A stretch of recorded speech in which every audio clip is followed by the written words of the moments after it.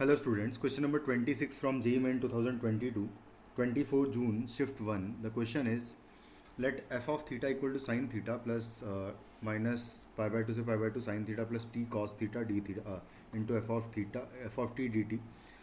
Then the value of this integral हमको बताना है क्या होगा. तो सबसे पहले तो f of theta निकालना पड़ेगा.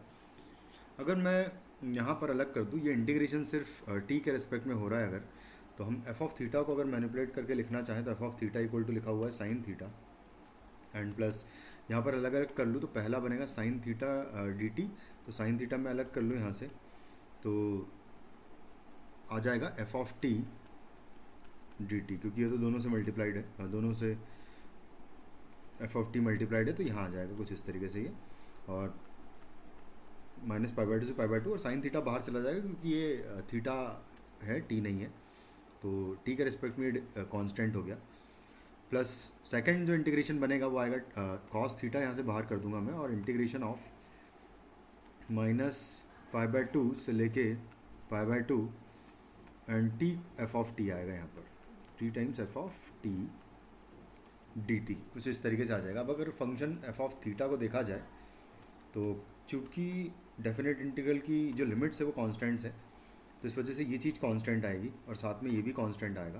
तो यहाँ पर अगर देखा जाए तो लिखा हुआ है ए, बोल देता हूँ मैं इसको पूरे को, तो ए साइन थीटा एंड प्लस इसको बी बोल दे अगर, तो यहाँ पर बी कॉस थीटा लिखा हुआ है ना, ये पूरा बी अगर बोल दे तो ए का वैल्यू अगर देखें तो है integration minus pi by two से लेके pi by to F of T D T, जहाँ पर एफ ऑफ टी जो है यहाँ पर आ जाएगा, जब इसमें टी पुट कर दूंगा मैं तो आ जाएगा एफ ऑफ टी का वैल्यू हो जाएगा माइनस पाई बाई टू से पाई बाई टू, यहाँ पर हो जाएगा sine t plus actually a plus sine t आ जाएगा, यहाँ पर a plus one multiplied by sine t आएगा, और प्लस ये हो जाएगा बी टाइम्स कॉस टी और इंटीग्रेशन डी टी. तो ये एक ऑड फंक्शन है, तो माइनस पाई बाई टू से पाई बाई टू लिमिट है, तो इसके इंटीग्रेशन की वैल्यू जीरो हो जाएगी. फाइनली बस इसका इंटीग्रेशन आ जाएगा, और इसमें भी कॉस टी डी टी का integration minus pi by two से पाई बाई टू अगर देखें तो ये टू आ जाएगा. तो फाइनली यहाँ से आपको वैल्यू मिल जाएगी टू बी. तो ये आपको फर्स्ट इक्वेशन मिलेगी, a is equal to two b. This is your equation number one. Second हम जब इंटीग्रेट करेंगे बी को, बी जो है हमारा माइनस पाई बाई टू से pi by to and T multiplied bye F of T है डी टी.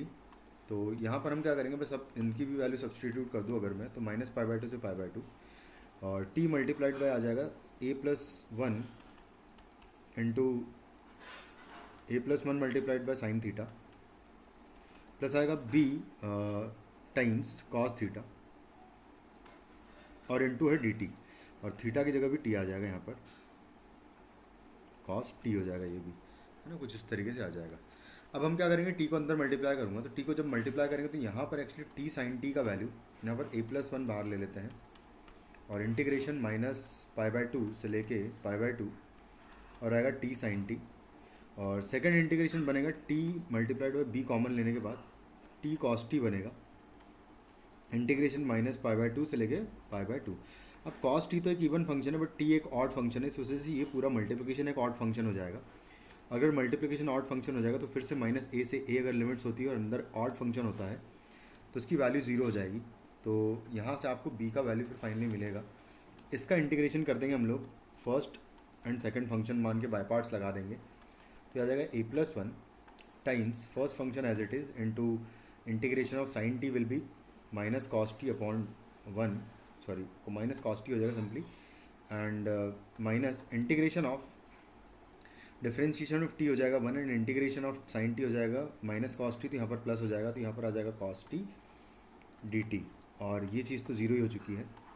तो बस फाइनली यहाँ से आपको बी इक्वल टू मिलेगा a plus one multiplied by minus t cos t and cos t का हो जाएगा साइन टी,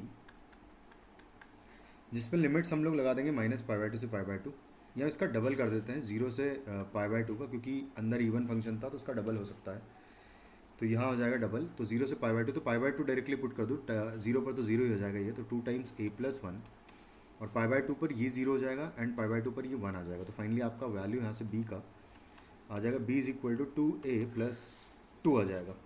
ये हो जाएगा आपका second equation in A and B. और सेकेंड इक्वेशन अगर इस तरीके से आ जाएगा तो बस हम इन दोनों इक्वेशंस को सॉल्व करूँगा मैं। यहाँ पर मैं पुट कर दूंगा a is equal to 2b, तो यहाँ पर आ जाएगा b is equal to 4a हो जाएगा ये एंड प्लस 2। तो sorry 4 a equal to 2b है, तो a की प्लेस पर यहाँ 2b आ जाएगा, तो ये हो जाएगा 4b एंड प्लस 2। तो b का वैल्यू आ जाएगा मेरे पास -2/3 एंड a का वैल्यू इसका डबल हो जाएगा यानी कि -4/3 हो जाएगा। इस तरीके से और b का वैल्यू अगर आ जाएगा तो बस अब इस इंटीग्रल की वैल्यू निकाल लेंगे। तो ये इंटीग्रल है 0 से लेकर π/2 और f of theta D theta है। तो f of theta D theta का इंटीग्रेशन निकालना है, इसका मॉडुलस निकालना है, तो मॉड बाद में लगा लेंगे। तो ये हो जाएगा 0 से लेकर π/2 और बस अब यहाँ पर वैल्यूज़ पुट कर दो दोनों की, ए और बी की। तो ये हो जाएगा क्या, यहाँ पर पुट कर लेते बेसिकली। तो a+1 टाइम्स ए का वैल्यू जो है वो हम निकाल चुके हैं -4/3, तो a+1 जो है 1 - 4/3 हो जाएगा यानी कि -1/3 आ जाएगा यहाँ तक। तो यहाँ पर आ जाएगा -1/3 times sine theta and plus cos theta का वैल्यू है ना, b टाइम्स कॉस थीटा है।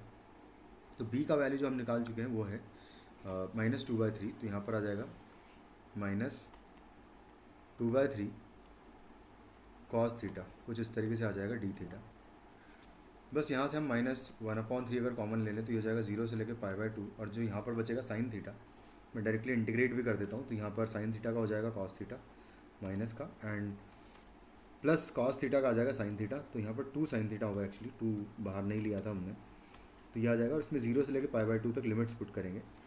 तो जब मैं यहाँ पर π/2 पुट करूँगा तो ये 0 हो जाएगा, तो बचेगा सिर्फ यहाँ पर 2 बचेगा ना, 2 साइन π/2 1 होता है, माइनस माइनस माइनस प्लस हो जाएगा ये, क्योंकि ये तो 0 पर 0 हो जाएगा और यहाँ पर आ जाएगा 1, तो फाइनली 2 + 1 हो जाएगा 3।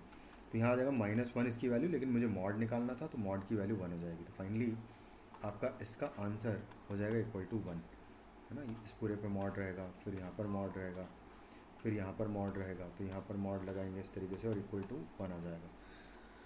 Answer of this question is 1। Thank you.